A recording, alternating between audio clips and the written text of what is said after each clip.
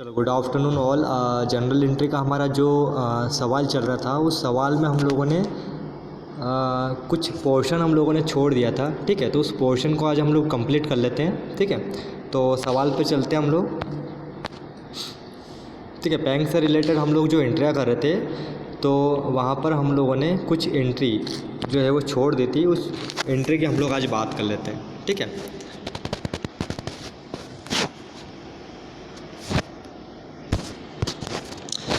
तो हम लोगों ने डिस्कस कर लिया था 14 एंट्री तक, है ना, कि बैंक जब पेमेंट करती है हमारी तरफ से ऑन बिहाफ ऑफ फर्म्स, हमारे फर्म की तरफ से कोई भी इंश्योरेंस प्रीमियम या कोई भी ऐसा एक्सपेंडिचर करती है, तो इंश्योरेंस प्रीमियम जो है वो डेबिट हो जाएगा। क्योंकि हम लोग बोलते हैं हमारा जो रूल है, debit all expenses and losses, तो इंश्योरेंस प्रीमियम अकाउंट को हम लोग डेबिट कर देंगे और बैंक अकाउंट को हम लोग क्रेडिट कर देंगे। क्योंकि क्रेडिट द गिवर, है ना, देने वाला कौन है? बैंक है। अल्टीमेटली हमारा पैसा कहाँ से कम होगा? बैंक अकाउंट से ही कम होगा। ठीक है, तो इंश्योरेंस प्रीमियम अकाउंट डेबिट हो जाएगा और बैंक अकाउंट जो है वो क्रेडिट हो जाएगा। ठीक है, यहाँ तक तो हम लोगों ने डिस्कस कर लिया था। अब 15, 16, 17 और 18, है ना, ये 4 एंट्री हमारी है जो हम लोगों ने डिस्कस नहीं की थी, आज हम लोग डिस्कस कर लेते हैं।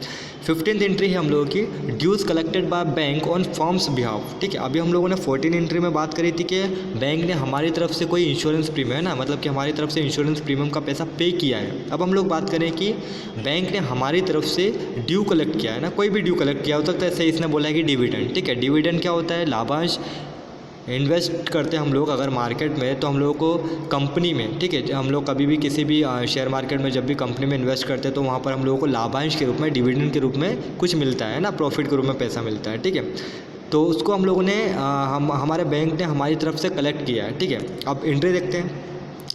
कलेक्ट किया है तो अल्टीमेटली पैसा कहाँ बढ़ेगा? बैंक अकाउंट में बढ़ेगा। ठीक है, तो जब भी बैंक अकाउंट में हमारा पैसा बढ़ता है, ठीक है, तो हम लोग बैंक अकाउंट को क्या करते हैं? डेबिट करते हैं, डेबिट द रिसीवर। ठीक है, और डिविडेंड को हम लोग क्रेडिट कर देंगे, क्योंकि हमारा रूल बोलता है कि credit all incomes and gains. ठीक है, और ये हमारी एक इनकम है, डिविडेंड है हमारी इनकम के रूप में। ठीक है, तो बैंक अकाउंट को हम लोगों ने डेबिट कर दिया और डिविडेंड अकाउंट को हम लोगों ने क्रेडिट कर दिया। ठीक है, नेक्स्ट है हमारा repayment of bank loan in cash.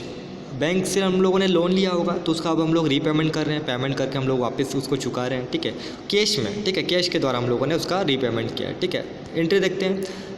तो जिस अकाउंट में बैंक लोन का अकाउंट अलग होगा हमारे बैंक अकाउंट से, ठीक है, बैंक अकाउंट और बैंक लोन अकाउंट दोनों अलग अलग होते हैं। तो बैंक लोन अकाउंट में हम लोग जब पैसा जमा करवाएंगे, ठीक है, कैश के थ्रू हम लोग पैसा रीपेमेंट करेंगे, तो हम लोग बैंक लोन अकाउंट को डेबिट कर देंगे, क्योंकि रूल बोलता है डेबिट द रिसीवर, और रिसीवर कौन है? Bank loan account.